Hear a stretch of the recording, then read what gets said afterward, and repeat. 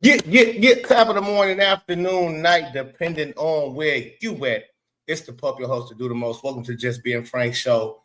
Boy, Charlie Kirk, rest in peace, rest your soul, but your name and your legacy will live on. We'll make sure of it over here. Make sure you hit the like button, subscribe to the channel.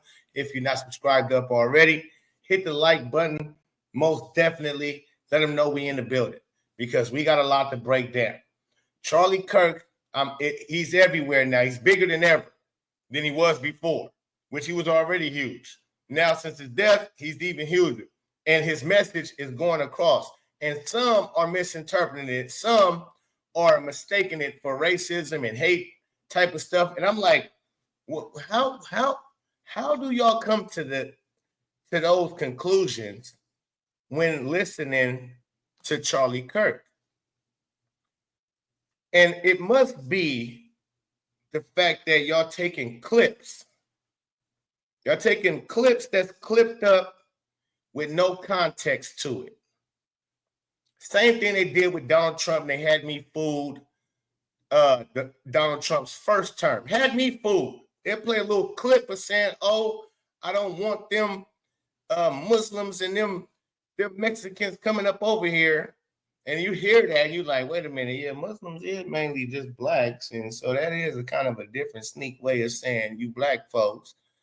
But no, when I actually years later looked at the entire interview, he was talking about illegal immigrants the whole time. But somebody just clipped that little part out, and then you will be mistaken thinking something totally different. So I understand we live in a world like that, to where you can just hear something, a little clip of something, and people will run with it like that's gold. Oh, he's racist. Oh, he doesn't like black people. He thinks black people is beneath him. Oh, he thinks he's superior. And it's funny to me, black people who sing these type of songs. Don't you think as a black person, I've seen a lot of us, black people, feel like ain't nothing better than being black? Don't you feel like your race, I'm sure every race feels proud of their race, feel like their race is the best.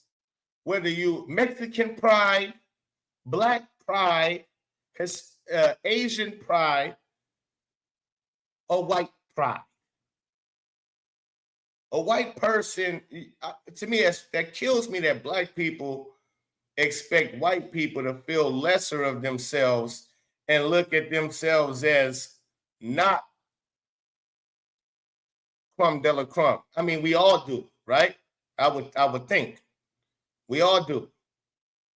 You don't look at another race and say, "Man, I wish I was Mexican. I love their Mexican pride." You're not a black person and like, "Man, I wish I was white," unless you Angel Reese, maybe. I love, and then black women who love to put white girls' hair in their hair. But other than that, it's like, come on, man, let's be realistic. So shout out to Jerry in the building. Let me give my shout outs because we get in the building. Make sure we hit the like button if you're just coming in. Jerry in the building says, afternoon, Pope. Mr. Terrible says, so it wasn't Israel. It was definitely Israel. The end game is on full display. And later on, I'm going to drop the link. But some took me for a turn. I was watching some before I came on here, and I got to play it.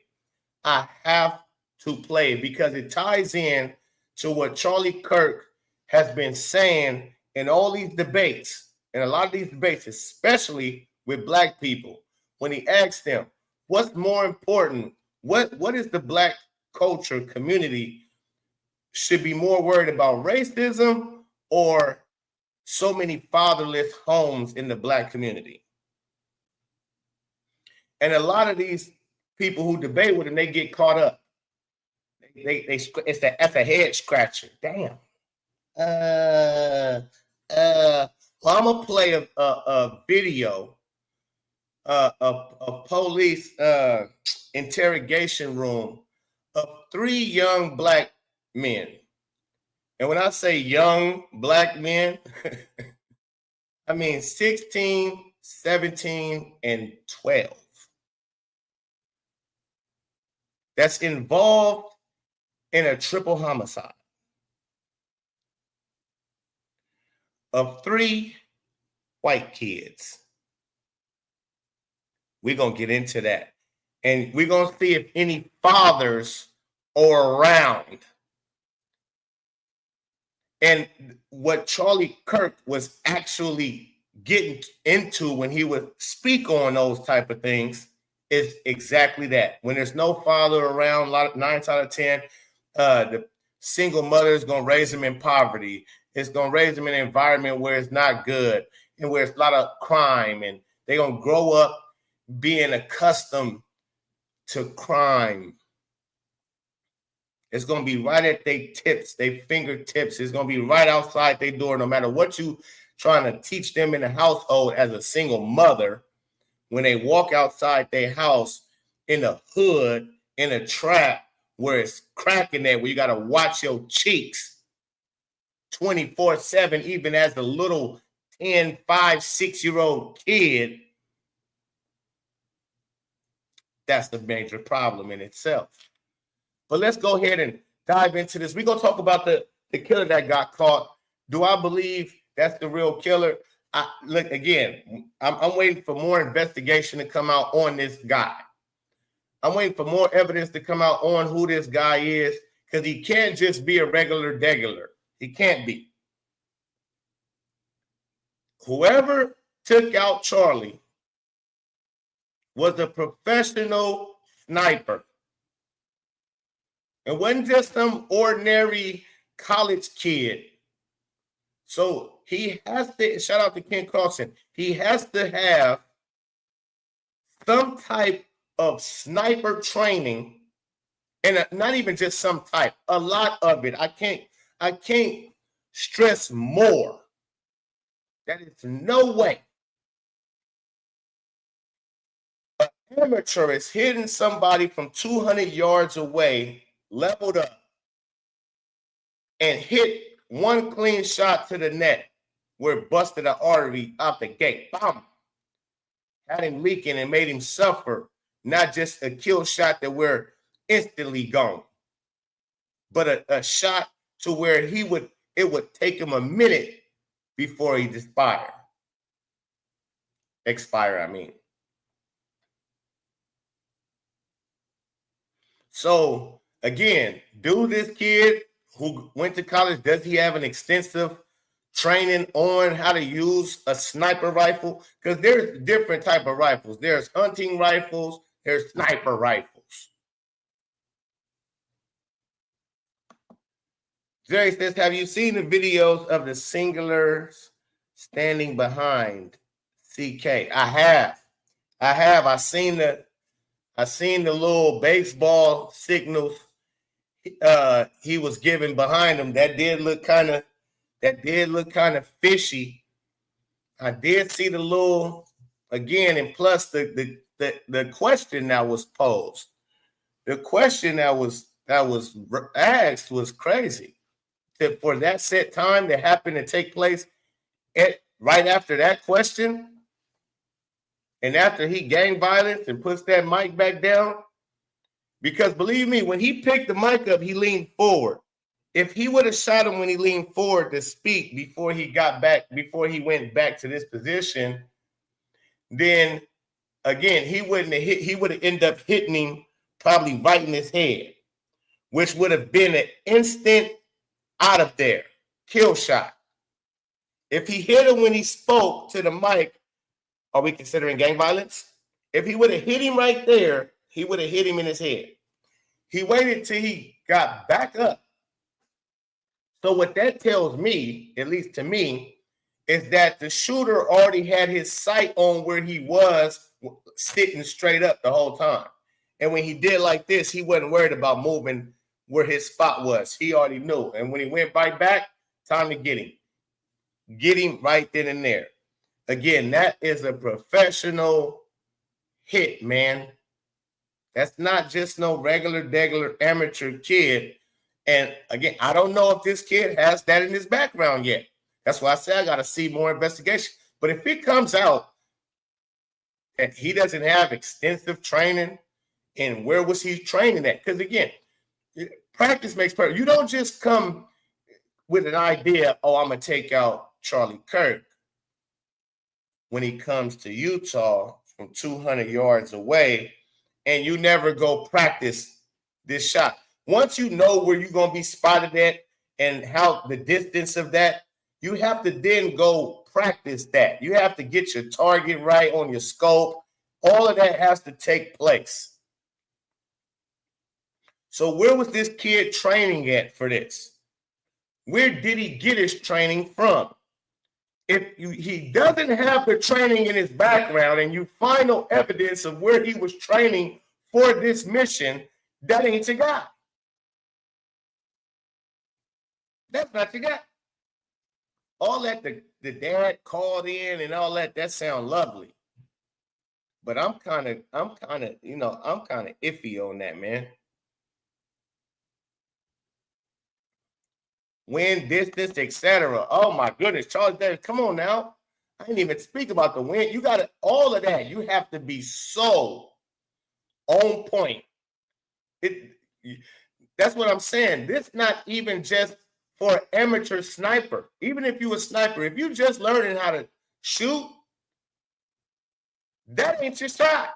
That's not going to be your first one.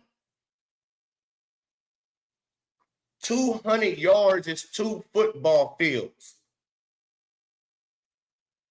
If you never stood on a football field from one goal looking down to the other goal, and if you think about 2 of those, that's a long distance.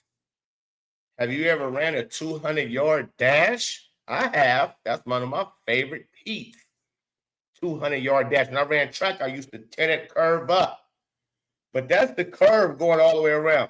I couldn't imagine just a straightaway. I used to do that 100-yard dash too. But I couldn't imagine just 2 of those straightaways just dipping all the way. So, trying to figure out, man. Shout out to AW. Shout out to Top Gun. Shout out to Kent, Charles Davis. Shout out to Kenneth, VVS Diamonds. Illuminati all through your body. Come on, man. Because that, to me, this hit was so clean that it had to be a professional, a veteran sniper. Not no sniper that just started in his training or he been in his training for a year or 2. No, this has to, that hit came from somebody who been doing this shit. That hit was not his first kill. So if you want me to believe it was this student and this is that student's first kill from 200 yards, clean shot, well, then just call me Boo Boo the Fool. Just call me Boo Boo the Fool, man.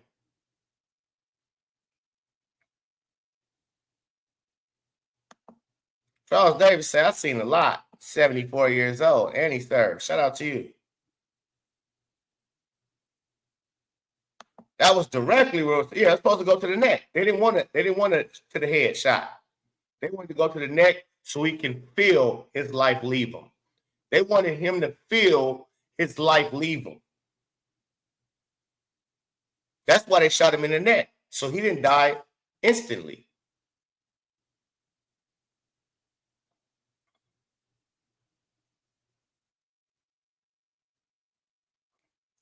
The so-called bullet never existed. His body was never recovered. Hey, I don't know about all of that now. You gotta send me something on how you know that. I believe you. I mean, I don't know. You know, I don't know.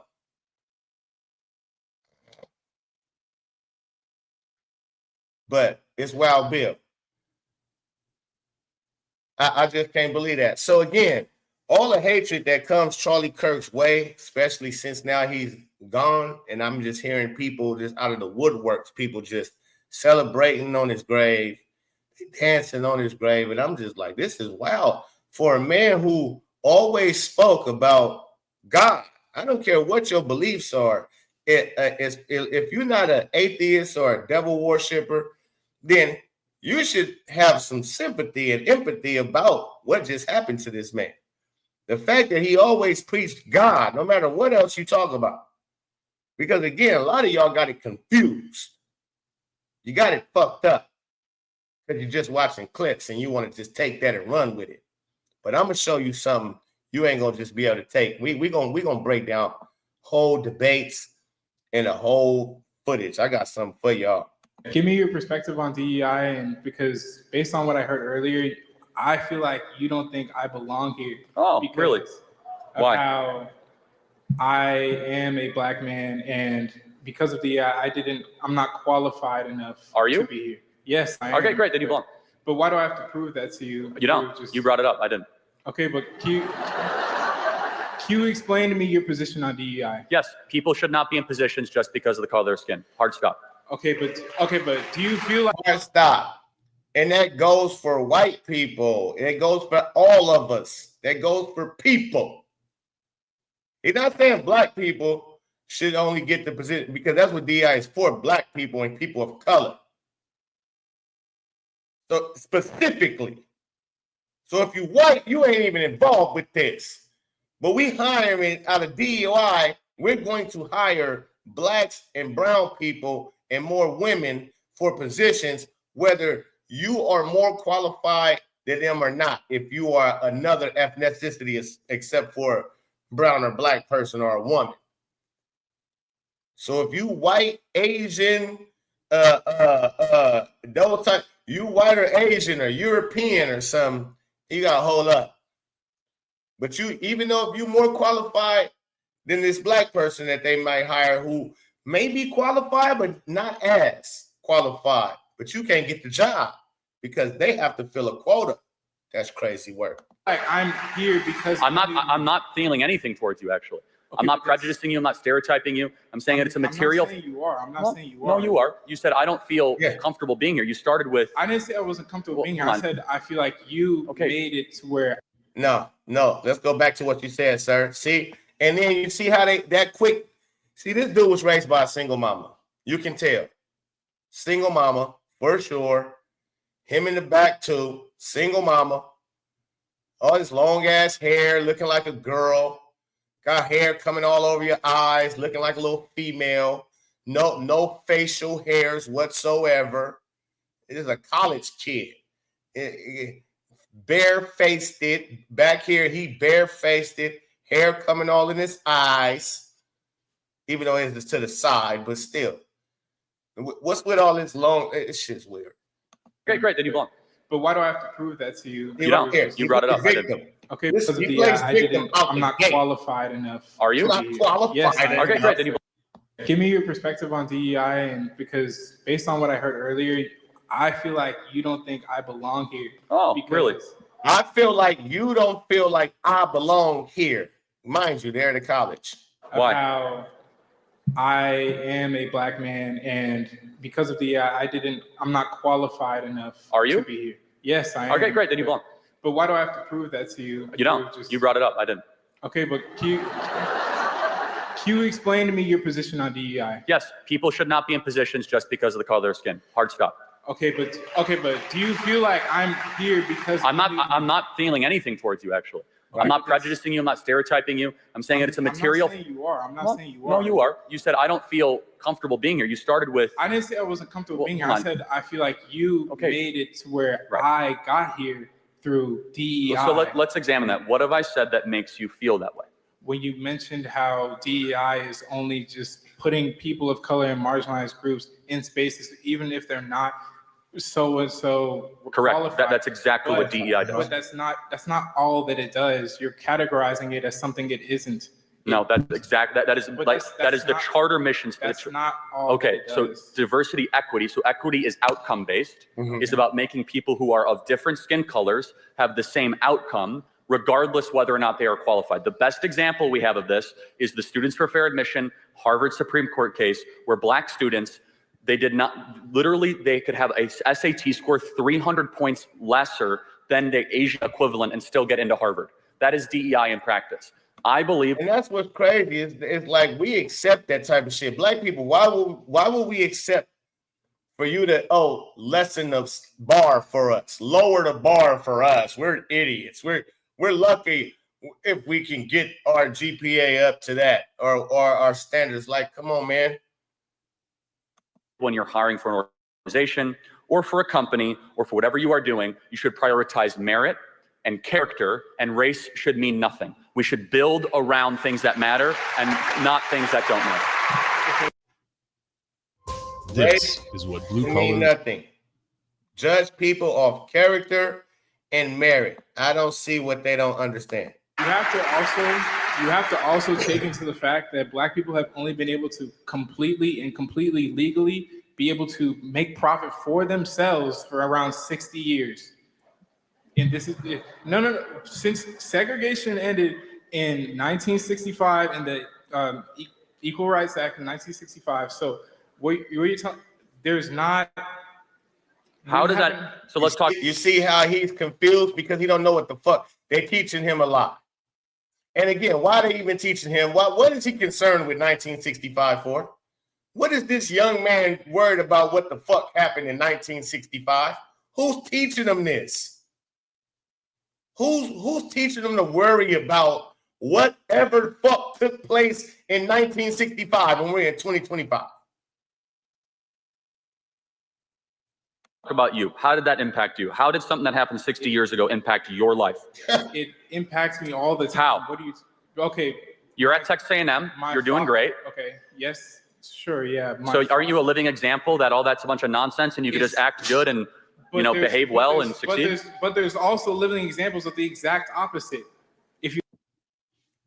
Is that your problem, sir? Poor choices lead you in poor places. Make the proper choices. Proper preparation prevents poor performance. So if you properly prepare yourself to set yourself up for success, you was nurtured right and you learned right growing up, and you was being able to learn right and grow up right in the right type of environment. Two-parent household, middle class, upper class community. See, what we underline and undermine is it comes from within how the parenting goes. If I have kids and I'm not with their mother and we struggling, we don't have the proper means to properly raise them in a good environment that's going to give them a chance to succeed, then that's on us. That's not on the white man, Asian man. That ain't no man but us. So if your parents, if let's say this dude do come from a two-parent household, what are they teaching you? Because they should have taught you, bro, we're together, we showing you commitment. Us being together all the way till you got a kid who 19, 20 years old, y'all been together all his life. He's seen commitment. What you showing him off the top is commitment, how to get through things even when times get rough, because kids see their parents go through certain things, not bite each other's head off. That's never no good, but kids see their parents go through certain struggles or hard times. Some parents, a lot of the great ones, know how to hide it from their kids, right? Like the great parents will go as far as listen, we don't argue in front of the kids. We don't show no negativity in front of the kids. None of that. We'll do that on our own separate times. And some kids think everything is peaches and cream till they get 30 years old and find out dad was cheating a whole lot, mom's cheated a few times. You probably somebody else's kid, all kind of shit. Right? But you learn certain things, man. And this kid made the Texas A&M. So hats off to him. But it's like, bro, you at a university, a prestige, somewhat of a prestige university, Texas A&M. My partner graduated from Texas A&M. Shout out to them. You look in the impoverished neighborhoods in certain parts of Chicago or St. Louis, there's Black communities being thrown aside because they're not getting education. Thrown aside? Okay, yes, so thrown aside. I think we can get somewhere. Why have the black community gotten poorer since the passage of the Civil Rights Act? Tell me that. Because of the way the culture has been perpetuated through the Hold years. on. Think about it. So they were richer when we were segregated and more racist. America's become less racist. What about Tulsa? Yeah, no one's going to defend what happened in Tulsa again. But let's talk. But we're talking about a lot of that's different an cities. We're talking about example Chicago, Tulsa. But let's again. This is a very important point. Do you think the fact that 70% of black youth don't have a dad around is probably pretty important? That's because of the culture. Respectfully allow me to interject. How does That's because of the culture. Why is this, sir, young man? white culture impact the fact whether or not a black dad stays around when he impregnates a woman? I'm not saying it's the white culture. What is it? The culture that has been perpetuated through the 200 years of slavery, the 100 years of segregation, and Jim Crow laws. The marriage. So I got to interject again. I'm sorry. I don't mean to interrupt too much. But in 1960, before the Civil Rights Act, 20% of black youth had a dad around. Now it's, I'm sorry, 20% were single fathers, 80% had a dad around. It's been inverted. So we actually have seen black dads run away from their kids the last 60 years. Why is that? Because of the raised incarceration rates, because of the perpetuated culture. So how does one go to jail? That's obvious. I'm not answering that question. Yeah, so maybe it's because they committed crimes. Okay, but when you're forced it's not just the, He's about to say, he's about to go back to 200 years. And like, again, man, did you have a dad around? Did you have one of them dumb dads around? He's striking me as he did have a dad. He just had one of them dumb dads who believed all this dumb shit. Like, who's still teaching him, yeah, man, 200 years, man, your daddy, I didn't get to where I could have been. Cause you know, this nigga daddy probably 30 years old. This nigga daddy 35 years old. His daddy don't know nothing about slavery. Who's teaching these kids this? This is old. This is in the past. This doesn't affect you anymore. This is why we got to get rid of Black History Month. I'm telling you, because we screwing with our Black History Month. To me, is to only remind you and to only keep that mentality embedded in Black people. I promise you. And so I feel like Black people need to recognize that. I've recognized that. I don't celebrate that shit. You need to recognize that. And all they doing are rehashing every year how your ass was a slave. And to make you go back into your victim mentality. Every year, we circle back around and get to February, and motherfuckers go back, oh, yeah, we was victims. That's right. Yeah, fuck my neighbor who white. That's right, man. Oh, man, we was slaves at once, man. They think they better than us. Every year. Do away with Black History Month. It needs to be out of here. Fuck that shit. If you can't celebrate your blackness just on you wake again. This shit, boy, I be wanting to slap somebody in their face. Okay, so actually, let's take a different group. How did the Holocaust impact Jews? They're doing pretty well. Well, because they got reparations, we didn't. How? What reparations did the Jews get? Acknowledgement through money, through. No, we acknowledge slavery happened. So, okay, but you're sitting here and acting like it plays no role. No. But to your argument, the Holocaust was 80 years ago. Mm-hmm. Half of all the Jews on the planet were killed. Everything they earned was taken. Jews are doing great. If all of a sudden something that happened 80 years ago impacts your material prosperity, how did Jews defy the curve? How did poor Asians do so well? Why is it that Asians are now the wealthiest minority in America, many of whom came with no money in the 1950s or 60s? Because of the culture and opportunities that were provided to them. You may think that an adult that can't stop watching the because of the culture and the opportunities that are provided to them. No, but you're not hearing me out. Black Americans have had the same opportunities. However, here people still look at us like criminals every day. Hold on, but like I don't look at you like a criminal. I'm not saying you do. I'm saying some people do. But I mean, do you want me to be brutally honest with you, or do you want me to be politically correct? Brutally honest with you. Okay. Some people look at white people like Klan members every day. Some people look at Mexicans like they jumped over the border. They're here illegally every day. Some people look at Asians like what? Like it's something with everybody, bro. What? Some people gotta come on, man. Everybody ain't gotta like you, sir. Do black people commit more crimes than white people? It's not even close. Okay. But you have to take. Be brutally honest with me. Okay. Do black people commit more crimes than white people? Look at his face. Look at him trying to. I don't know that one. I don't know, man. Oh, here you go with that one. See, this is the problem. We act like it's not a problem when it's the biggest problem. We are terrorizing our own communities and even going outside of our communities and terrorizing more white people in different colors and races. We turn up. Oh my God, bro. This shit's sad.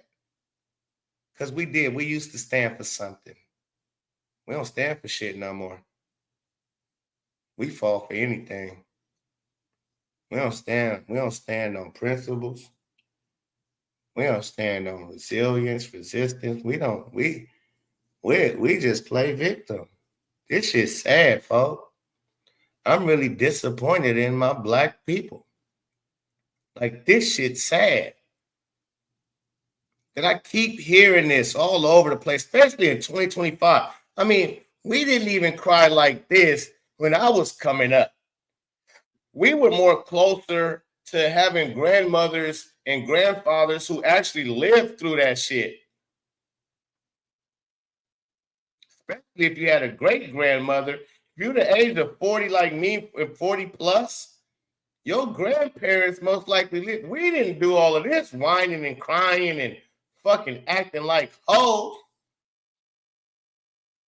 Look at this dude with his fat arm cross. He tell him black people commit more crime than white people. That ain't shit. He want to blame that on the white man. It's because they put us in the ghetto. Because they put us in the ghetto, man. So we had to commit crime. We had to shoot each other up. We had to go shoot up other people for their shit. We wanted their shit. We used to have to go shoot up other people. I'm going to tell y'all some real shit, man. When I was a youngster, man, I can't go into all of that. Yeah, that's too much. It probably, let me shut the fuck up. All right, let's go. It's not even close. Okay. But you have to take into account the culture that has been perpetuated. Okay, got it. So we can agree on this. Do you mean internal black culture? Yeah. It's not. It's deeper than that. Like, do you think? Let's take time out. Do you think the average rap artist that a black kid in the hood is listening to is glorifying marriage and family and saving your money? That's what sells because it's a culture thing. It's not. What? Just within the black community. I agree. No, but hold on. Everyone listens to it. It's not just isolated. It's bad for everyone who listens to it. The point being, right? And white folks, they just listen to it as like, oh yeah, it's cool. But black people, we actually live through the shit.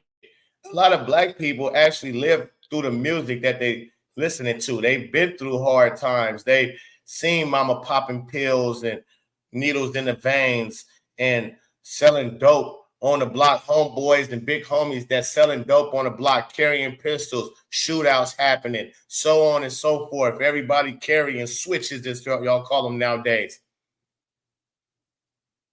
So when they rap and they hear the music and they live in that environment, if they're a little kid, a fatherless little kid like that, he growing up with a mama who rapping, yeah, little bitch, put that on the floor and we do it like this till you get some more. And I hit you with the fifth and I hit you with the four. And they see their mama, they like, yeah, mama, yeah. And they 3 years old. And they rapping every word the mama rapping and they dancing with the mama. Or the daddy who grew up in this fucked up situation and he don't know no fucking better neither. He's a degenerate. And you listening to these songs, and then the kid who's 3 at the time, who listening to this music that he sees hyping his family, his mama up, his uncles up, his aunties up, Hey, they hyped up. Yeah. And then they grow up in a fucked up environment where they going to school with homies that he bring a gun to school. He bring a knife to school. I'll stick any one of these mother. You go, oh, damn, yeah, you got to be protected around here, man. You got to protect yourself. Now you feel, oh, I might need me one. You might have witnessed death on the street, 5, 6, 7, 8, 9, 10 years old. You might have witnessed death. I did. Live and in color, right in front of you. Now you growing up, hey, man, yeah, just living around here, I got to have me a thing on me. Got to keep me a thing. And I'm ready to pop any motherfucker that come looking at me crazy, saying something crazy. I'm not playing around here because it's kill or be killed season in this type of environment. Is that Black youth, as they are being raised, their role models are largely not glorifying staying with one woman, getting married, going to church. And if you're wrong, show me the Black role models that are doing that. There might be a couple I could think of, maybe. But if it's about culture, you're right. The internal Black culture has collapsed the last 60 years. We're no longer elevating the family. We're no longer elevating staying with the person that you're with. So our contention here as conservatives is that the systemic racism stuff is a bunch of rubbish. Instead, it's systemic bad choices. Do you feel that systemic racism isn't real? Of course not. What can I do that you can't do? Name it. Okay. No, seriously. What can I do that you can't do? That's a slippery. No, it's not a slippery slope, young man. See, that's what I mean. Who taught this young man? He just asked a simple question. What can't he do? He got rich off of promoting, hustling, talking, being blessed. Like he got rich off of getting himself out there, spreading his word. What is it that will stop you from doing the same if you wanted to? If you was to go hard like Charlie Kirk did and whatever message you wanted to spread, who's to say you wouldn't have 80-something million followers and so on and so forth? Because it can happen for you too. No, it's not. I don't know why. Very simple. No, because back in 1940, you would have been able to answer that question. Well, Charlie, there's a bathroom over there that I can't go to. Right. There's a major league team. I can't walk into the grocery store and get the same looks that you do. I walked into Brookshire Brothers a couple of weeks ago when I was looked at. That's an insanely hyper paranoid way of living life. But that's not evidence, right? It's a real example. By the way, if I walk into a Black neighborhood, I get bad looks too. Okay, so I don't know what the contention is. Because of the way you treat our culture and the way you perpetuate. Oh my God! See, the way you treat our culture, the way you perpetuate, bro. You walk into, that goes for anybody. This goes for all around the board. If I'm Black and I walk into an all Mexican joint where they don't speak or barely no English, they're going to look at me like, what is your Black ass doing in here? Don't have to be racist at all. It's just going to look weird. It's going to look weird, man. It's going to look out of place, man. I'm gonna look like I'm out of place. Like I might have walked into the wrong fucking place.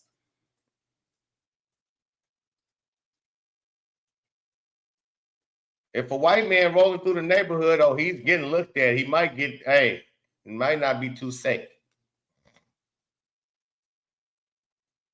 But again, who gives a shit if you in Brookshire? Is that a bookstore? What is Brookshire? Somebody help me. What is Brookshire? Ignorance is bliss today. It sure is. What is Brookshire? Is that a bookstore? I'm sure it's a bookstore. Or is that a grocery store? Is that like a Whole Foods or something? Man, it's a bookstore. It's a bookstore for sure. Clothing store. Brookshire. Grocery ordering. Nah, man.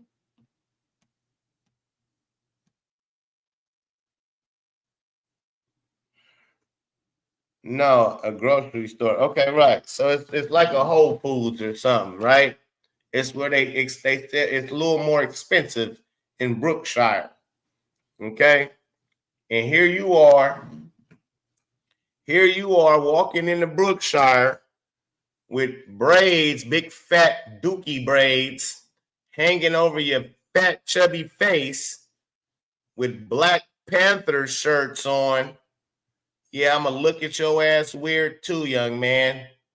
If you walk past my car, I'm gonna put my hand on my YOLO. I'm gonna put my hand on my YOLO, young man. If you walking, I see your little fat chunky ass walking past my vehicle, I'm gonna grab my pistol just in case. Cause you look, ain't no talent. I gotta watch you YNs. I do. I gotta watch everybody. I watch everybody. But yeah, especially when you're coming in the building with dookie braids in your head. I don't know what type of time you on. Got me confused. Hold on. The way we treat your culture, we have gone to such great calisthenics and ridiculous gymnastics to prove that we're not racist. In fact, it's the worst thing that you could be called in America. We had, during George Floyd 2020, we had hundreds of millions of dollars given to Black Lives Matter. I don't know where that money went. Did it improve material worth of Black America? So, I mean, and we actually do know where it went, actually. Yeah, we do. And so, yeah, they got scammed. That's what I'm saying, man. And I was, listen, I ain't gonna lie. I got fooled by Black Lives Matter, y'all. Pope was once a Black Lives Matter. I was down, y'all. I was like, yeah, man, I was sold on the police is killing us. It's unfair. If I go out and I get pulled over, it seemed like it was free reign for the police to let loose on Black folks. And I'm like, oh yeah, from what I'm seeing it here and I'm seeing it there. I'm seeing it all online here, and there. I'm like, oh shit. Pookie, she like, babe, can you go to the store and go, hey, babe, it ain't the season for a nigga like me, man. I believed it. I would get out of going to the store and tell her, look, baby, they killing niggas. Okay? Yeah, okay, go ahead, take your white ass home to the store. You're going to come back home safe and sound, no problem. We wore Black Lives Matter t-shirts, me and my bookie. Yeah, I got a picture of it. We got the Black Lives Matter t-shirts on. We was with it. We was lied to. Then I found out they lied to us and they was scamming us. And I said, you niggas ain't shit. Niggas ain't shit. You just took money. You started a protest and some bullshit. Because then I find out the statistics of police killing unarmed Black men. How it's not even as crazy as what I thought it was. I mean, it shouldn't happen. God rest your soul if you lost your life by the hands of a policeman and you was unarmed, not doing shit. But the way they made it seem as if like we just had a major issue in this country, and that wasn't the case. It's a few bad apples.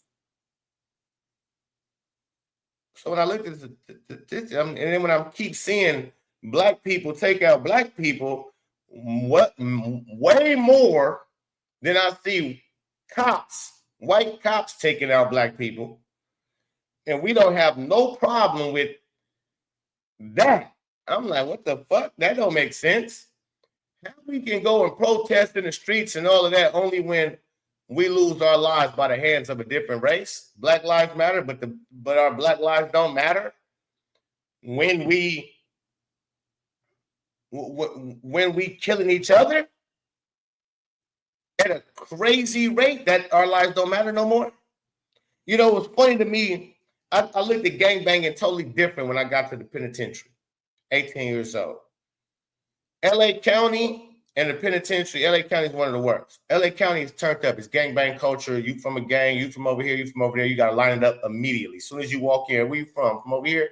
Oh, yeah, your enemies is over there. Your homies is over there. All right, how many enemy goes in here? Just came. Okay, yeah, line them up. And you probably got to get in like 4, 5, 6 fights out the gate. Out the gate. As soon as you jump in. As soon as you get in LA County is treacherous. It's vicious. When you get to the pen, it's more politics. And it's much more togetherness. I never seen no shit like this. I got to the pen at 18 years old, come from the streets where gangbanging is at a high. And you get to the penitentiary in California State Penitentiary. I don't know about the other ones, all these other states, but in California State Penitentiary, When you black, we don't cuz each other, we don't blood each other, and we don't say the word nigga. You are not allowed to cuz each other, blood each other, or say the word nigga. It didn't matter what gang you claimed. If you was black, that was that. We had mandatory workouts. We was militant minded. And I'm like, whoa, why we don't do this on the street?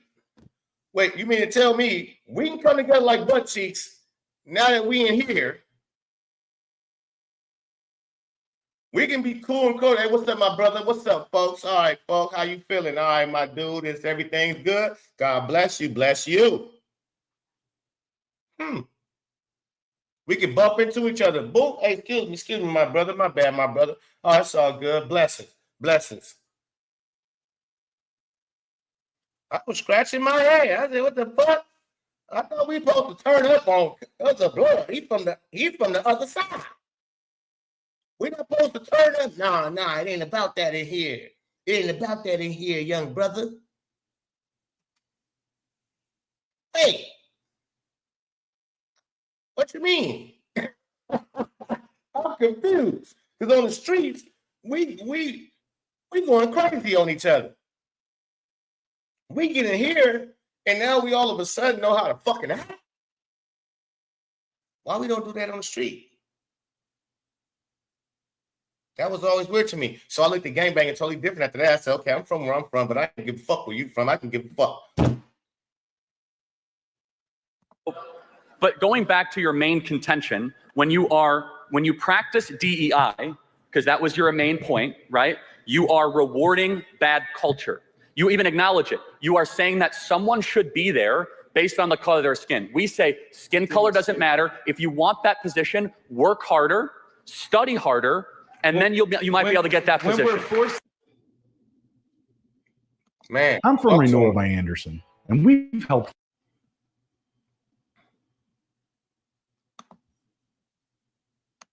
funded communities where schools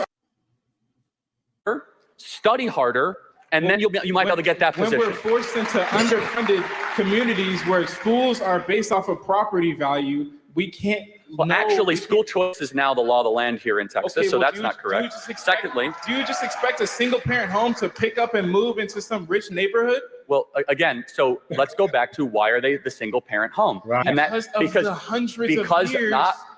Do you believe in the maxim or the belief that you should take responsibility for your decisions? It's not just one person's decisions. It's so much deeper than that. See, Why are you trying to?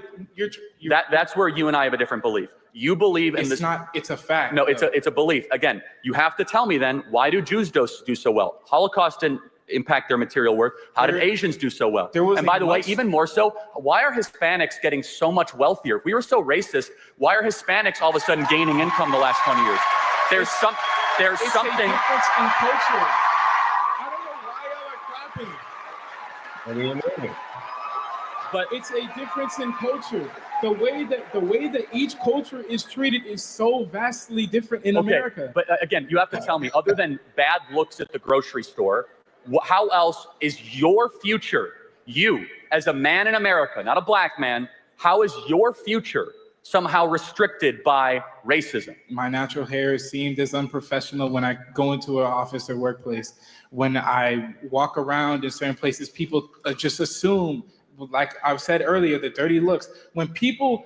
Your hair is the problem, sir. It is unprofessional. Cut that shit.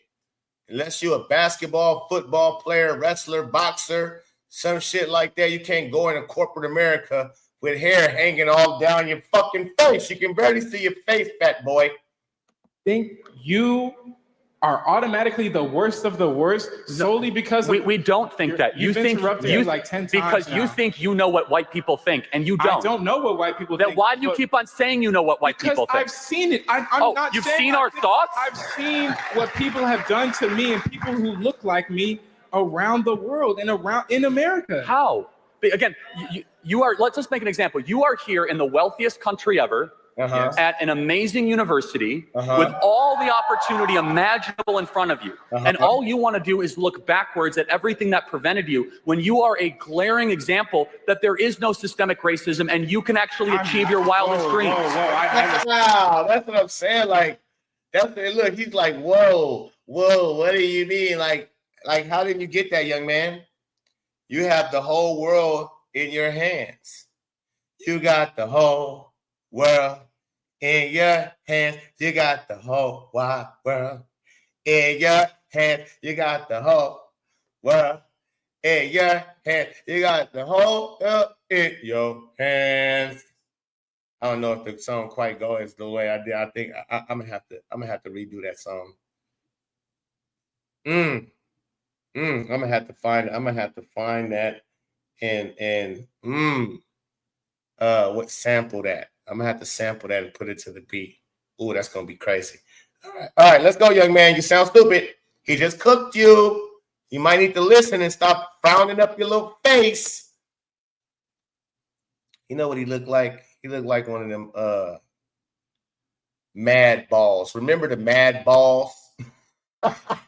They had the angry faces on the balls that had the angry faces. Look like a Cabbage Patch Kid, too. Remember the Cabbage Patch Kids? Who out there remember the Cabbage Patch Kid? Girl, like a fluffy, soft-ass Cabbage Patch Kid. Hey, I'm not the only black person who exists out there. There's so many people who this culture is affecting to this day. Do you know black Americans are the richest black people on earth? You can. And wait, and the whole, I know he about to cook. He about to say something. And look, he doesn't believe nothing. Man. Like, when he just told him, there's so many different examples out there. So if they're not different examples of white people that struggle, do you not know white people that struggle? Have you not seen white people that live that's poor? He acts like there's no white people that's poor or struggling or going through some crazy tough times or made fucked up decisions and they're suffering behind it.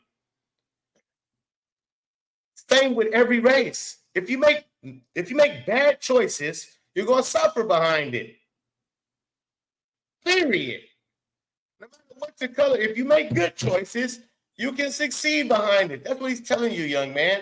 You're making good choices. You're at Texas A&M. So not your color of your skin is not stopping you. And if you continue to make good choices while at Texas A&M, then you're going to go on to the next level in your life of doing good things.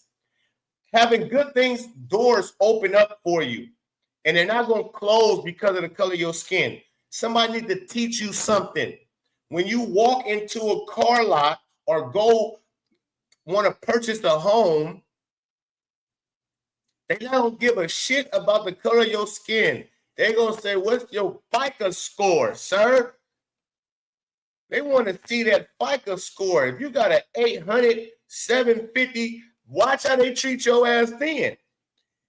If you feel upset because they racially profiling you from the beginning, so fucking what? You're supposed to. Did you just see the Ukrainian little young lady get stabbed up on a train? I'm profiling all you motherfuckers, even white folks too. Nigga, I'm walking. Nigga, does he look weird? Does he smell weird? How is he moving? Even when I walk through Walmart, I'm looking at niggas like I'm on a block. You understand? I'm pushing my cart. Stuff with you. You good? Okay, his energy cool. What about his energy? What about her energy? Yeah. I'm in the aisle. I'm looking at Cheryl, and I'm looking right, and I'm looking left. Who's in the aisle with me? Oh, yeah? Ain't got, what do you got? Yeah, I'm profiling. But when you go and sit down, even if they profile, say you want a loan from the bank, you come in, they look at you funny. You want a how much you want? $100,000 loan. You want a $100,000 loan. You go down there and you run that credit and you got that 800 FICO score. Yes, Mr. Mr. Pope, how are you? Yes, yes. Listen, you need some water, wine, coffee? tea, we got herbal, we got donuts, danishes, anything. I go get it. I'd be happy to go get it. Even if we don't have it here at the store, I'll go get it. They'll treat you totally different. I've seen it all the time. It happens to me all the time. Motherfuckers run my credit score, man, and bump. Oh. Hello, Mr. Pope. Yes, you're motherfucker. They don't care about the color of your skin. What is your FICO score? Not find a black majority country or any country where black people have significant representation where they are as wealthy, because even the poorest people in America are in the top 5%, the top 2% of wealth around the world. And so my whole belief is stop acting like you're a victim and start making better choices. Man, I keep Could you use up to $750? Man, if we tired of it, black people, right? If like myself, if we tired of the victim hood mentality from black folks, I can imagine what the white folks, I know they like what. These niggas will never can win, boy. They can't win for losing. You can't win for losing. Boy, I'm telling you, black people are not going to be satisfied until the white folks just say, listen, you guys are the most superior race over us. We bow to you. You can have it all. You tell us what you want us to do. We'll get it done. Black folks, that's the only way they're going to see, like, oh, now we're equal. Like, you guys can have all the jobs. We will sit back. We will. Like a victim, bro. This is not a victim mentality. No, it fundamentally is, because white people are not out to get you. There's nothing. There is nothing holding black people back. Nothing. Let me say that again.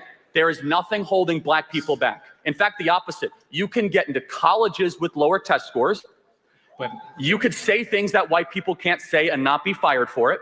True. Black people are wildly disrepresentation. People Hold say on. that to me all the time, and they just walk around like it doesn't mean anything around here. Say what? Say the what? The N-word. I'm not going to say it on this public platform, but people say it to me all the time. It derogatorily. Yes. No, I think you're lying. Why would I be So lying you're about trying to tell me at this campus, did you report it to student services? I'm not. I have too much on my plate to worry about this. So you're going to say at this campus, you're going to indict the moral character of Texas A&M. I'm not indicting the moral character. Oh, yes, of Texas you are. A&M. You're saying that. I'm indicting the moral character of one person or a few people. Oh, well, now it's one. So you heard it all the time. Heard it all the time. Now it's more Kirk. I'm glad. See, I like you. I knew I liked you when I watched the first full video of you debate. And way you just called, you're lying. Like, I'm not even finna entertain what you just said.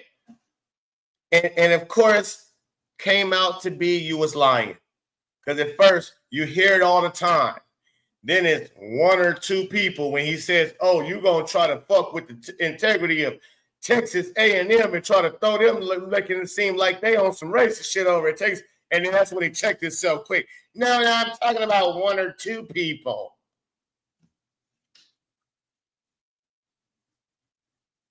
Victimhood mentality.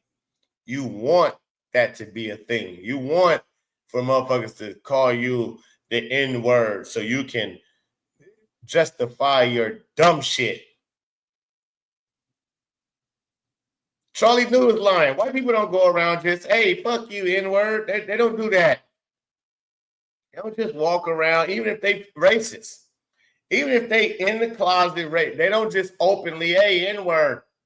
Hey, you little dumb N-word. They don't do that. That doesn't take place, especially out in public settings, to where it could be some more black people around and you end up getting loud. What you call me? You call me an N-word? You call me the N-word? And then they hear, oh, he called you the N-word. Yeah, and they possibly get packed out. They're not doing that, bro. Knock it off. That's a fucking lie. Now it's one. Got it. So it's student services. I'm not. I have too much on my plate to worry about this. So you're gonna say at this camp he crying about it, but when he get caught, it's not important enough to go and complain about it. It's not important. I got too much on my plate. So I can brush it off like, oh, fuck you. Even if somebody said that to you, fuck you, cracker. If you said me, call me an N-word, I'll call you the C-word. Okay, cool. I got too much on my plate. So obviously it doesn't affect you that much, even if somebody did or two people did call you that word. It didn't affect you enough for you to be, oh my gosh, 200 years of this. I'm fed up. Let me go report them. No, you didn't. You didn't do that. You got too much on your plate, like you said. You're not tripping. But you want to act like you are. You want to act like the whole world is against you. All white people is against you because one or two people called you the N-word. Okay. So you're going to indict the moral character of Texas A&M. I'm not indicting the moral character. Oh, yes, of Texas you are. A&M. You're saying that. I'm indicting the moral character of one person or a few people. Oh, well, now it's one. So you heard it all the time, and now it's one. Got it. So it's not. Okay, you're no, but this is the point, is that I don't believe you because now you resort back to a race hoax to make it seem as if the white kids on this campus are like racist and terrible. Kids. Oh, so was it a black guy that said it to you? Right. I'm not. It matters a lot. Well, yeah. I bet you the N-word came from ninjas like you. If you was called the N-word, it was from your own kind, sir. Because this is how lies are able to grow. Jussie Smollett, we see this. You have to challenge them head on. Do you think I'm lying when I say that people say the N-word around here? And if I think a white person comes up to you derogatorily and says, shut up, N-word, I'm absolutely. not saying they said it. I said, are they saying it derogatorily? But that doesn't mean it's word for word like that. But okay, so then it's not an insult then. Anytime. So then don't bring it up as if it's evidence of racism. If they don't say it and use it in a term derogatorily, then you bullshitting. If they came and said, hey, my nigga, what's up, my nigga? If they came and they rapping a song that has the N-word in it and they say it, niggas on the block, we be like, if they did they, so again, he got you, cooked your boots. Did they say it to you derogatorily? Did they say, if derogatorily means something like F you, N-word, shut up, N-word, BA, N-word. Because you brought the N-word up first. I didn't. No, I didn't. No. You specifically said, name me an instance of the N-word. I said black people can say things that white people can't say. Of course, that's true. But that's automatically implying that one word. It's more than that. But let me just kind of build this out further. What is it then? There's a lot of things black people can say. Explain it to me. You want me to give you more examples of things? Yes. Black people are allowed to talk about black culture in a way that white culture cannot. For example, black people can go up and say that there's a baby mama problem in black America, and white people are not allowed to say that. Oh, I just did. So what are you gonna do? Cancel me? Black people are allowed to say. Black people are allowed to say. I'm a grown man. I got way Black people are allowed to say that there is a systemic fraud issue within the PPP loan application in Black America. Somebody a grown man. Black people are much easier to be able to say that black individuals, despite being 13% of the American population, commit 55% of the murders. If most white people say that at a job, they would get fired for being a racist. I don't care because I say whatever I want. So black individuals have much more intellectual public freedom than white people do. If a white person were to come up and say, you know, black America really needs to get its act together and stop sleeping around all the time, and it needs to actually have the why would you? Because it's true. Because why would you just walk up to someone and talk and attack their culture from the outside? Well, hold on. Because hold on. Let's look at the evidence. You said to myself, you said there's all these people suffering in Chicago. There's all these people that are terrible. I'm telling you why. It's because there's been bad decisions that have been institutionalized. Let me finish. And rap artists and athletes and people at the top level of black society that refuse to ever challenge the core rot in black America, which is that they are allowing degeneracy and hedonism to eat the soul of what once was a beautiful black culture. And instead they go around saying it's the boogeyman of racism. The white man is out to get you. And the result is black America is doing worse than it was in the 1960s. That is the contention. Period. Cooking. That's the contentions. And blacks is killing people at an all-time high too. It's not just, it's a culture. It's so much deeper than the present day we are in. I don't know why you're pretending like it just doesn't matter. What doesn't matter? You mean things that happen? Again, I've been through this multiple times. Let me just ask you. But you're not listening to understand. You're listening to reply. No, I'm doing both actually. And so But let me just like ask one final question, right? Which is that like you have your entire future ahead of you. When you are hired for a job, would you rather be hired because of your race or because of how qualified you are? It doesn't boil down to just that. That's what DEI is, man. No, it's Yes, not. it is. No, it it's is not, definitionally the They're hiring not of just people. They're not just gonna immediately see. They're You gonna get extra points if you're black with DEI. That's how it works. Racial quotas elevate people based on the color of their So skin. do you think I got extra points to come here? I don't know. You said you were qualified, but affirmative action was institutionalized in Harvard and in Texas and a lot of other places. There is nothing that is preventing black people from prospering. Nothing. The only thing is that you guys have been hypnotized to be victims of your own mind. Yeah, to think as if there's a white person out there. Black History Month. I'm telling you, they go back into that. We victims. We were slaves every year. They get so again. Yeah, it might have been a white man said we're gonna give this to you. But when is black people gonna say, nah, no, thank you? When is black people gonna say, nah, no, thank you? We're not celebrating that shit. You can say, oh, the white man is the one who created Black History Month. Or I don't know who created the shit. Whoever created the shit needed that shit. And if you black, you don't gotta celebrate just because somebody created the shit. Hello. I walk in the grocery store, they look at me differently. All that stuff is complete rubbish. You want the thing that is preventing life experiences. You're just denying my experience. I just shared to you in front of all these people. If you think that, okay, let me just be very clear. I know America has come really far. If your best example of racism is getting bad looks in a grocery store, we have made incredible racial moral progress. That's only my experience. There are so many other people. But I'm happy to hear every example that they have. It boils down to this. We are not just a racist country. We are the least racist country ever to exist. We go out of our way not to be called the R word, to demonstrate that we aren't racist, to show to people that I have compassion for others and that I want to try to help people of different skin color. But at its fundamental core, I have to go back to this. I don't actually think skin color matters that much. I don't.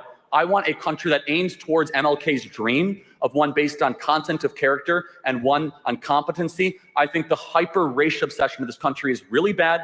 It's really bad for everybody involved, including Black America. And I would just ask you, what would you do to improve the material well-being of Black America? What is your solution? Education. Okay, we've spent trillions of dollars on education. It's not trillions. You need to fundamentally change the system of education because there's not enough funding. Teachers are not paid enough anywhere. Let's be honest. We need to seriously fix our education, especially when public school education comes from property taxes. When you're in a low income neighborhood, you're not going to get high income teachers. If you had to choose more Whose fault is it that you in a low income neighborhood, sir? Whose fault? It would be my fault if I raised my children in a fucked up neighborhood. It'd be my fault. Fuck, am I black? Who am I black?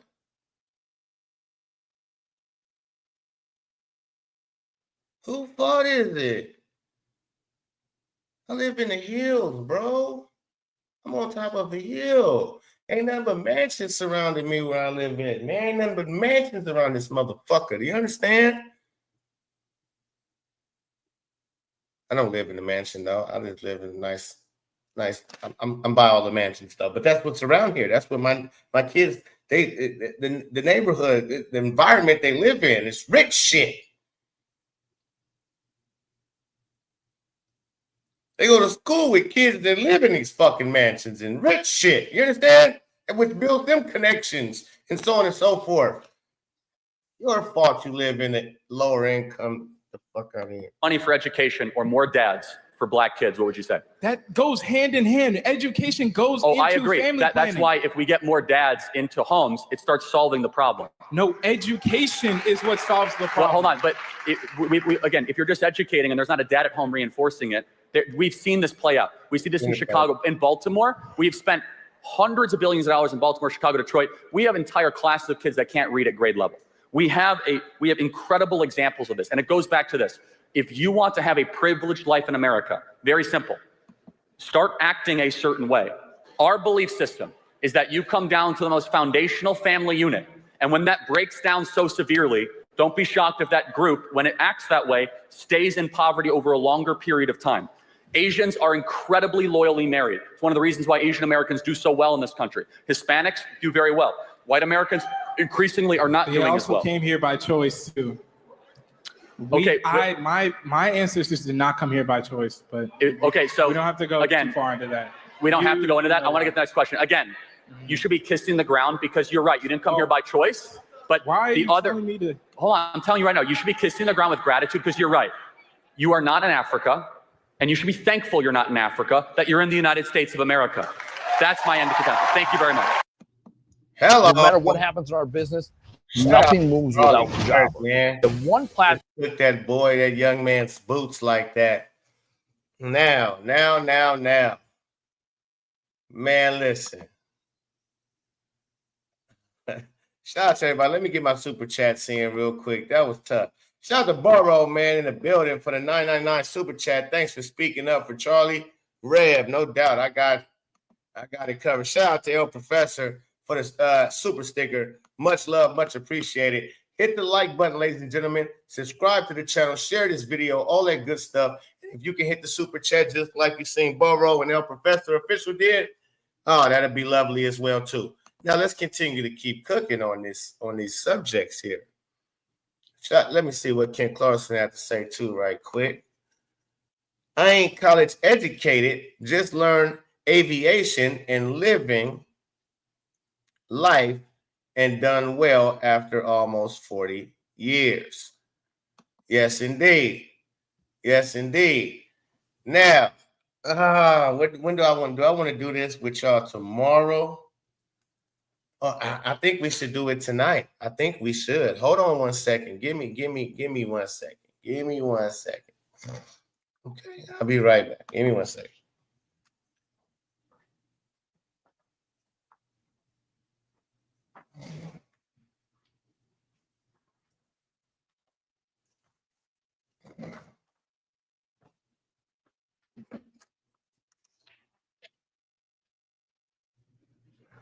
My kids don't want for nothing. No, I don't want for nothing. Now, I have this hour footage that I'm going to play. Is it going to be tonight, though? Y'all rocking out? We chilling? And we know we chilling. Let me see. Let's go. Let's bring this up.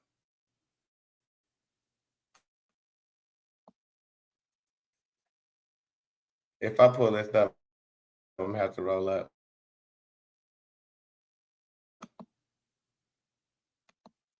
Oh, what the fuck, man? It's my history.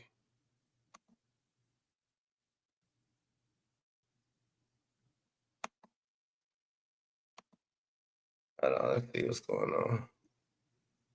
Stop sharing. Okay. Is my computer running slow again? What in the feezy? It sure is. It's running slow again. Ain't this about a bitch? Yeah, okay. So yeah, we're gonna have to play it tomorrow. Yeah, we're gonna play it tomorrow. But listen, y'all going to want to stay tuned for this next one that I'll show you tomorrow. Because again, I'm gonna tell you, it's dealing with 3 teens, 3 black teens. During the interrogation of 3 black teens in front of 2 of their single mothers, get interrogated. And these 3 black teens committed a triple murder. And we have to break it down. So yeah, make sure y'all come. You're not gonna want to miss it. Trust me, because it actually ties into exactly what Charlie Kirk has been saying when it comes to the biggest problem in the black community is fatherless homes. And them 3 boys, none of them had a father. And one of the mothers is so hardworking, she ain't got time to be at home. She got 4, 5 kids, single mama, so she was just letting everybody skeet in her, having babies.